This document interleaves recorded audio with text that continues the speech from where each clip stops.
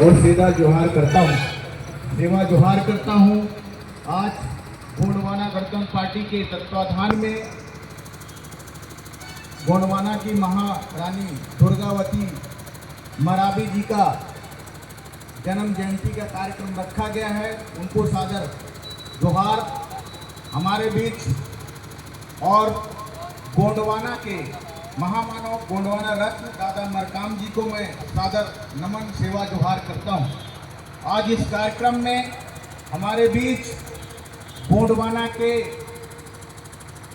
गणतंत्र पार्टी के राष्ट्रीय अध्यक्ष सम्माननीय भैया तुलेश्वर सिंह मरकाम जी जो आज के मुख्य अतिथि हैं, उनको मैं सादर जोहार करता हूं, जोरदार तालियों से स्वागत करता हूं। इस कार्यक्रम में हमारे बीच विशिष्ट अतिथि के रूप में गोंडवाना के तेज तर्रार युवाओं के प्रेरणा स्रोत गोंडवाना गणतंत्र पार्टी के राष्ट्रीय महासचिव सम्माननीय भैया श्याम सिंह मरकाम जी को भी मैं सादर जोहार करता हूं, जोरदार तालियों से स्वागत। हमारे बीच युवा नेतृत्व को अपना बहुत अच्छा संदेश और गोंडवाना आंदोलन को आगे बढ़ाने का काम कर रहे हैं। मध्य प्रदेश और छत्तीसगढ़ में भी इनका दौरा चलता है और तेज तर्रार हमारे युवा साथी गोंडवाना गणतंत्र पार्टी के राष्ट्रीय प्रवक्ता सम्माननीय राधे श्याम काकोड़िया जी, उनको भी सादर जोहार। आज हमारे बीच सम्माननीय मध्य प्रदेश से चलकर आए और मध्य प्रदेश के संगठन मंत्री सम्माननीय भैया तेज प्रताप उइके जी, उनको भी सादर जोहार। हमारे बीच इस कार्यक्रम में प्रदेश के पदाधिकारी सम्माननीय गुप्ता जी, उनको भी सादर जोहार। इस कार्यक्रम में हमारे साथ इस मंच में विराजमान हैं सम्माननीय संभागीय पदाधिकारी अमर सिंह परस्ते जी, सम्मानित जिला अध्यक्ष केवल मरकाम जी, युवा मोर्चा के उपाध्यक्ष सम्मानित दीपक मराबी जी और आज का अध्यक्षता कर रहे यहाँ माया प्रताप परस्ते जी जो जनपद अध्यक्ष हैं, उनके लिए भी जोरदार ताली साथियों। और यहाँ समस्त जो ब्लॉक बॉडी जिला बॉडी के हमारे पदाधिकारीगण, जनप्रतिनिधिगण, सरपंच, जनपद सदस्य, हमारे बीच में छात्र यूनियन के पदाधिकारीगण और समस्त मातृशक्ति, पितृशक्ति, युवा शक्ति, सबको जय सेवा, जय फड़ापे। बना के रहेंगे, चला के रहेंगे गोंडवाना। धन्यवाद साथियों। आज हम लोग उस गोंडवाना की महारानी दुर्गावती जी का बलिदान दिवस मनाने, जन्म दिवस मनाने के लिए यहाँ पर उपस्थित हैं। उनके बारे में आप सब लोगों ने, उनका जो वीरता है, जो मध्य प्रदेश के जो मंडला गोंडवाना की जो राज्य है उसकी जो महारानी थी, जिनका जो विवाह दलपत शाह मराबी जी के साथ हुआ था। विवाह के बाद 4 साल के बाद उनका मृत्यु हो जाने के बाद दलपत शाह जी का वहाँ गोंडवाना का जो राजपाट का जिम्मेदारी दुर्गावती जी ने स्वयं अपने हाथों पे लिया और इस दौरान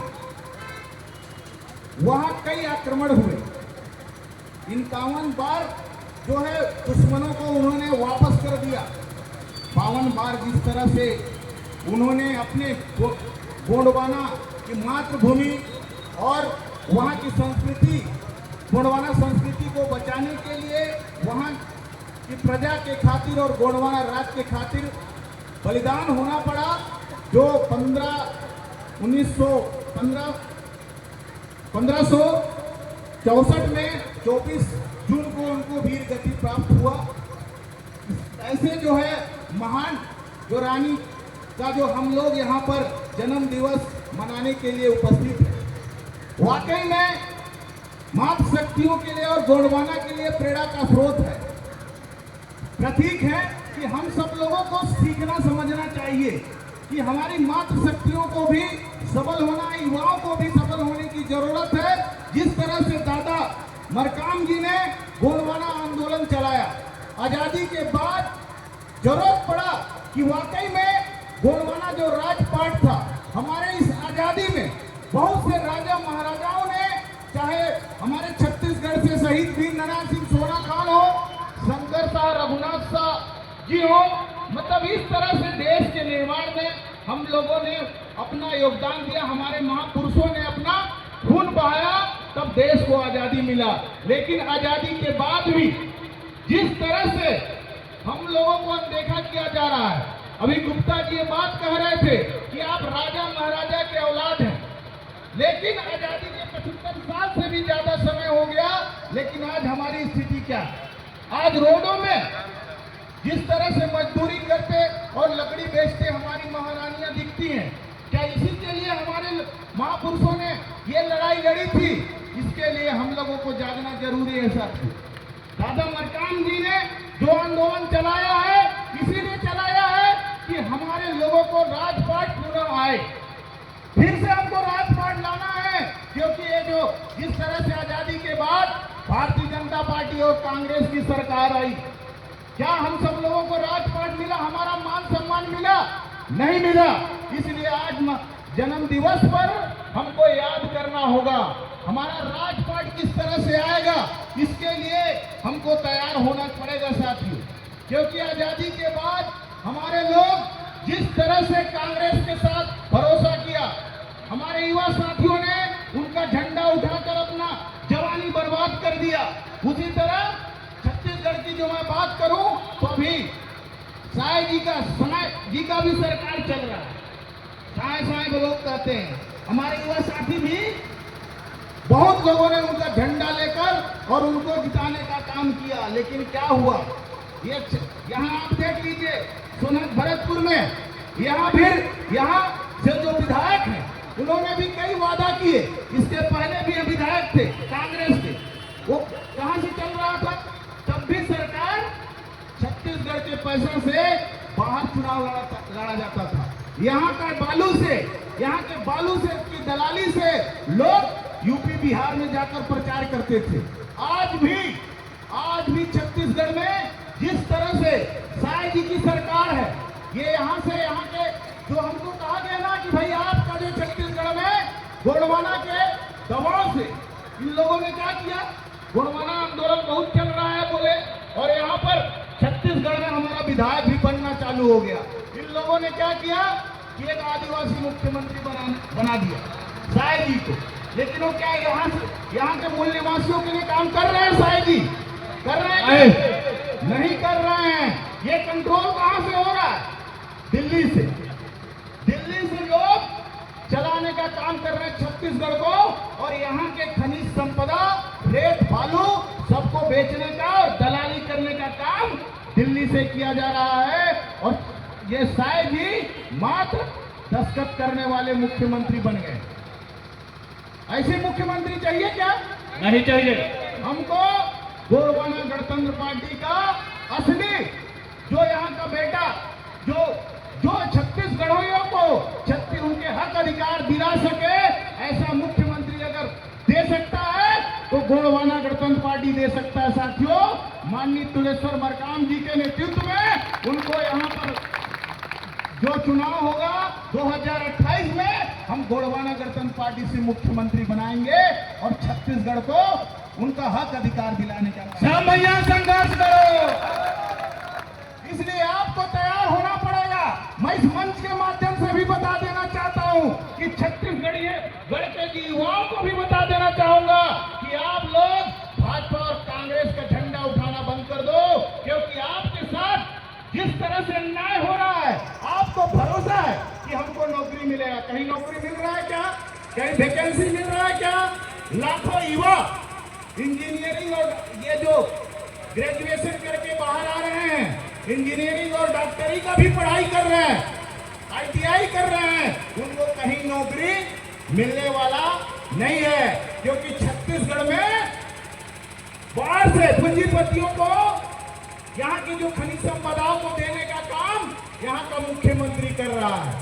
तो ये बात, इसके लिए हमको तैयार होना है कि नहीं होना रे भाई? होंगे ना? युवा साथियों से मेरा बेविनम्र आग्रह है और इस मंच से मैं युवाओं को भी बोलना चाहता हूँ कि आप लोग इनका झंडा बैनर जो है त्याग दें, क्योंकि आपका जवानी गलत दिशा में ले जाने का काम ये भारतीय जनता पार्टी के लोग कर रहे हैं। जिस दिन आप सही दिशा पे काम करना चालू करेंगे, दादा मरकाम जी को के आंदोलन को समझने का काम करेंगे, उस दिन ये छत्तीसगढ़ सबसे बड़ा धनवान राज्य होगा और आप सभी लोगों को जो है रोजगार, नौकरी और यहाँ के जो खनिज संपदाओं पे आपको हक अधिकार मिलेगा। सर, यहाँ का जो बालू है, बालू का दलाली अभी भी चालू है। जिस तरह से लोग पहले कहते थे कि भाई अगर बालू बेच दोगे तो हम यहाँ पर सो जाएंगे ट्रकों में, इसी तरह से हमारी यहाँ विधायिका भी आई जो कही कि भाई जिस तरह से यहाँ आप सब लोग मनेंद्रगढ़ जाते होंगे, ये रोड तो चौड़ा हुआ नहीं, और वो क्या कहते गई है, क्या वादा किया उन्होंने, क्या किया है? बोले कि वो उत्तर कछार जो नागपुर से रेल जलकपुर चलेगा, तो चला क्या? नहीं चला। नहीं चला ना। तो ये झूठ बोलने वाले लोगों से सावधान होना पड़ेगा भाई। सब झूठे। और आपको हर गांव में जाकर बताइए। जब ये बता दूं कि 2028 में हम सरकार बना के रहेंगे। बनाएंगे कि नहीं बनाएंगे? बनाएंगे।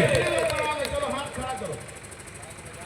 गोंडवाना गणतंत्र पार्टी जिंदाबाद, जिंदाबाद, जिंदाबाद। पूरा सपना पूरा कौन करेगा? हम करेंगे, हम करेंगे। धन्यवाद साथियों, क्योंकि आप सब लोगों ने ये संकल्प लिया है कि हमको 2028 अभी से तैयार हो गए।